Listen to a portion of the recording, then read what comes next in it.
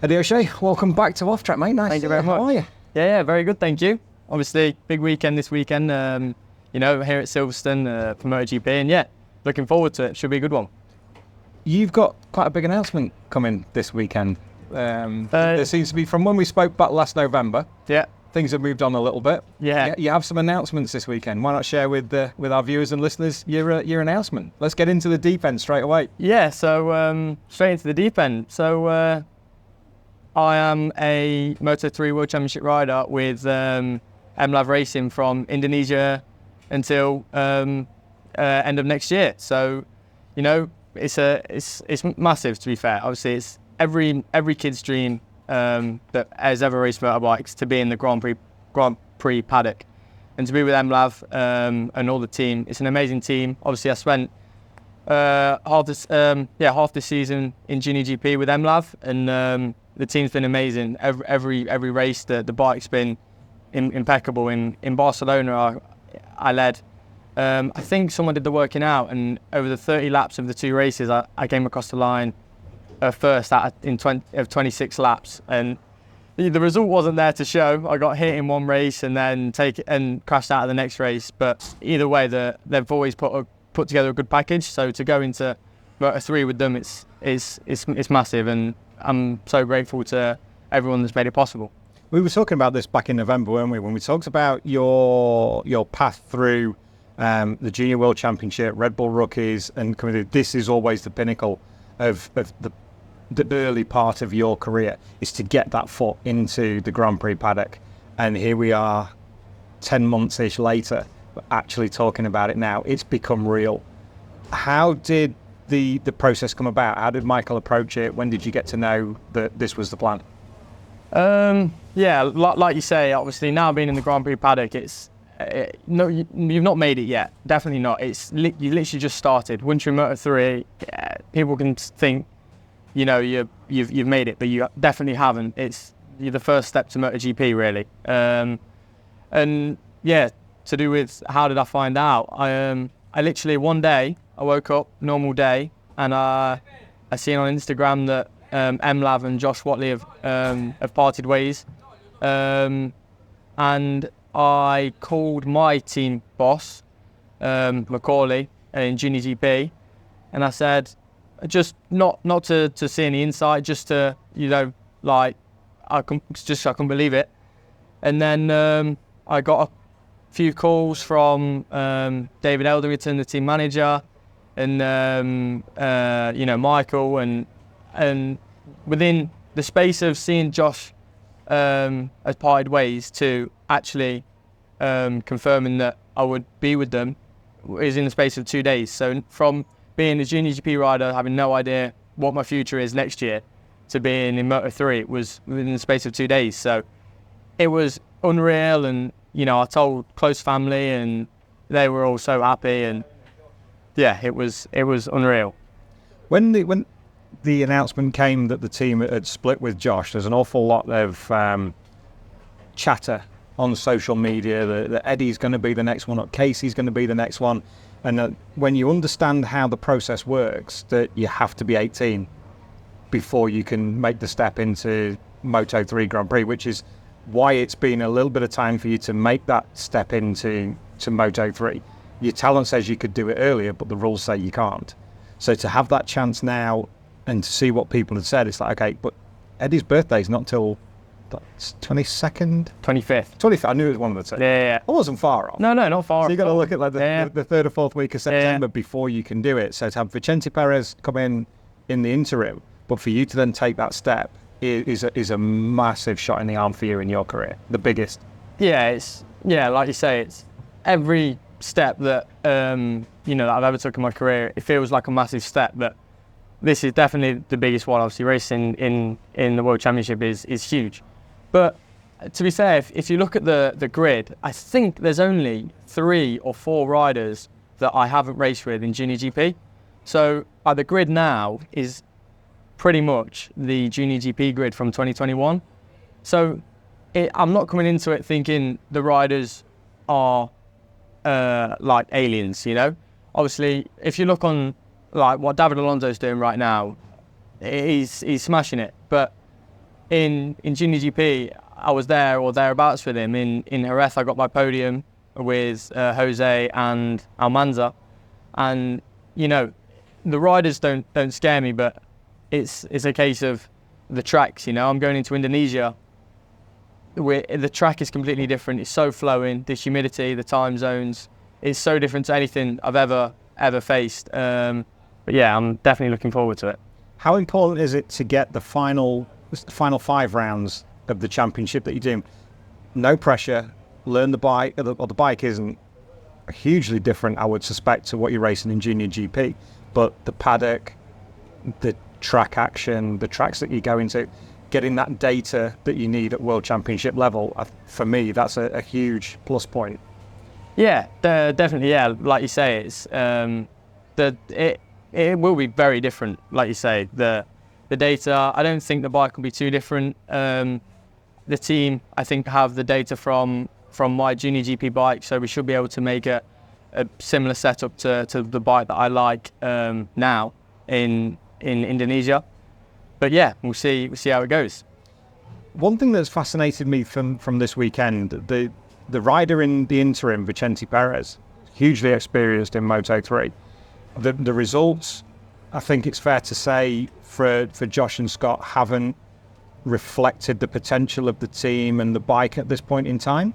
I think the added plus point again for you is to have Vicente on the bike for five rounds, I think, before you join the team. Yeah. To have a fresh pair of eyes on the bike, to go, okay, this is what it's capable of. This is where we're at. He's ridden a handful of different bikes, even this year and last year. Yeah. To be able to come in and go, okay, boys, the bike can do top 10. Yeah. The bike can do top 15. For whatever reason, the results haven't quite come for the other two boys. But to show you that potential, would you agree that that's another plus point? Definitely. Vicente is a top rider. He's never, I don't think he's ever completed a full season in Moto3, but I think he's won CIV Moto3. I don't know how many times, but a few. You know, he's proper handy on a Moto3. He knows what he's doing, and I think it will be a good indicator to show how good the bike is. And I don't know if people think that the MLav bike isn't a top bike because obviously it's not got the top results, but it's, from what I've seen, from what I've ridden in Junior GP, I can fight for wins, you know, fight to be first, and I can't see it being much different. Yeah, I don't think Vincente's ever ridden a Honda. It'll be at Silverstone. I think the Honda likes fast corners. I think the Honda typically will go well around here. I don't remember the result last year, but I remember Masia crashed, so I don't know. But I remember he was doing well before that. So I think it will take him some time to get used to the Honda, and obviously he's only got, is it four rounds he's got until? It is 5. He's got 5 rounds. Yes. And then I've got 6 rounds, 5 flyaways in Valencia. Okay, 5 in the... Yeah. So we'll see how he goes. I think by the end, is before I come in, I think he'll be up there in Misano. Obviously, he's been racing on Italian tracks for a long time now, and I think he'll show the bike's potential there. And yeah, I think he's a top rider that I'm looking forward to having his data to see how he rides it. I remember, for the ladies and gentlemen that haven't seen the previous interview we did back in November, back at your place, if you haven't, we'll put a link to it. Go back and watch it. It explains the full path that Eddie's gone through and why he's got a cow tattoo on the back of his arm, because that's a fascinating story. How has the last couple of weeks been for you now? Once the understanding came that MLav said you are going to be in from your 18th birthday for the end of the season and for next year, surely that just changes your whole mindset, because this is what the early part of your career has been focused on. Yeah, definitely. Yeah, like you say, now it's been so hard to keep my mouth shut.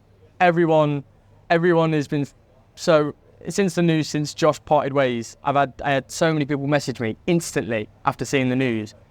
I had Casey O'Gorman messaged me saying, "Congrats, mate," and instantly, before I'd even seen, and I was so confused. I went on Instagram and seen it, and it was like everyone assumed I was gonna, and I didn't even know. I didn't know anything. So yeah, like you said, it's been so hard to keep my mouth closed, and yeah, it's been difficult. But obviously now being here at Silverstone, it's good to announce it, and I'm looking forward to getting it out there. How do you soak it all up now this weekend? You got a great film crew with you this weekend to help with the announcement. You've got a great friend, Matt Dunn, who's helping the team and helping Silverstone this weekend with the announcement as well. How do you deal with it personally now? Because I know it's on a different level. When we got the approval that we could film our videos this weekend, it was like, this is exactly what we've been trying to do. Yeah. This is where we're at. And for the last 2 weeks, it's kind of been everything that we've been focused on. And the same way for you, going about your training, going about how you think about things, you've all of a sudden had a switch flicked. Yeah. So what's changed in you, or what's your mindset now? Well, I've actually got one more round of Junior GP left before I go to Indonesia in Jerez. And I remember, like, I said to my girlfriend, I have to win in Jerez. I can't sign as a World Championship rider a week before I go to my first race and not show something, you know. So I have to finish. I have to be there or thereabouts, whether I crash or whatever. I can't be all weekend sitting in. Don't say that. But no, and come back to my podcast. And then we go. It's all. I've worked my arse off to go. Podcasts make you faster, Eddie. Yeah, well, they don't make you crash.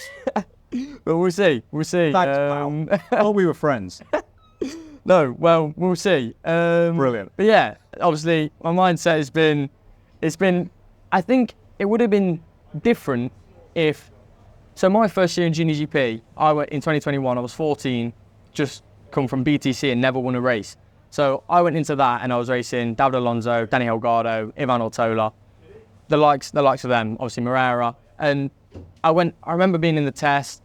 Moreira came bolt sideways past me and left the corner 2 seconds ahead of me, and it was unreal. And now, and by the time, you know, as I went along, I managed to be there or thereabouts with that caliber of rider. So, and now that's basically the grid now. So I can't. The mindset isn't, oh, like David Alonso will be, like if he overtakes me, I won't think, oh, by then, you know, I'll try and hang on, and if I can repass him, then I'll repass him. You know, I won't. It's like you say, I don't know how fast it will be. I know David Alonso has smashed flat records, and I remember what he did in Barcelona. They were there a week after we were, and I was in the front in Barcelona a lot, and my lap times were still like I think 1.5 seconds off David, and he was completely alone. So I don't know. We'll see how it goes. I hope to be there or thereabouts, but we'll see. The joys of racing the guys previously, and you see Angel Piqueras coming through, Rueda, yourself now coming through, all former Red Bull rookies, all making it now in their second season. I think it's hugely important when you look what happened last year with Rory. I'm a massive believer that it 2 seasons to make it. David Alonso's proving that as well. He was, you know, he's in what you would probably the best Moto3 team out there to do what he's doing. But he finished third last year. Now he's smashing the championship. But to see that kind of progress for you, I know we're looking another year ahead, but I think that 2 years to learn, because when you come from BTC, the gulf is huge. Massive. It's not what it used to be, where Kyle Ryde, Rory Skinner, and the guys used to go out, and Charlie Nesbitt would go out to Spain in the early days and do some CEV rounds. Josh Owens, Dan Jones. So all those guys have all raced Alonso Lopez back in 17 and 18. Yeah. But we don't have that anymore. We don't have the ability to go out and do Sev with British Talent Cup. So the gulf, I feel at the moment, is getting wider, and you have to make such a huge step, as Scott did, as Josh did, as you're about to do, as Casey will do, to make it into this GP paddock, because year on year it feels the level increases just a little bit more and a little bit more. Yeah, definitely. Every year, I spend 3 years in rookies, And at the end of every year, Danny Revolta, the rider coach, used to say, this is again a record-breaking year. And we used to do the same amount of laps at every track, and we'd finish the race 30 seconds faster. And, you know, like you say, but everything is evolving. You know, we're now on Pirelli tyres, which are obviously a massive difference. But yeah, like you say, the 2 years is massive. My first year in Junior GP was borderline, like, dreadful. But I just found it so difficult to go. I'd never want to race in BTC, and then going to race some of the best now. It was a massive, massive step. And then I got my second year, and then I got a podium in my second year. Going from not scoring a point in my first year to getting a podium, you know, beating David Alonso, and you know, it was massive. And now, obviously, I'll have the last 6 rounds this year, and then all of next year. And we'll see how it goes. But it is massive to have a second year, to try and be there or thereabouts. But if you look at Jacob Ralston, Angel Piqueras has a podium. Jacob, until last round, was in Q2 and scored points in every single race, didn't he? So, you know, it's not impossible. And I'll have 6 races then this year to understand what it's like. And then next year at the flyaways, it won't be my first time there. So it is massive that the MLav team has given me the opportunity for this. And yeah, I look forward to it and try and get a second official year, but we'll see how it goes. Are you allowing yourself to be excited about it? Because it's very difficult to be in the moment sometimes. Yeah. And the whole whirlwind of this whole weekend and anything that everything about it and the announcement that comes to actually, I know you're a grounded fella, your feet are firmly on the ground, but to actually just sit back at some point and go, this is so cool. Yeah, it is unreal.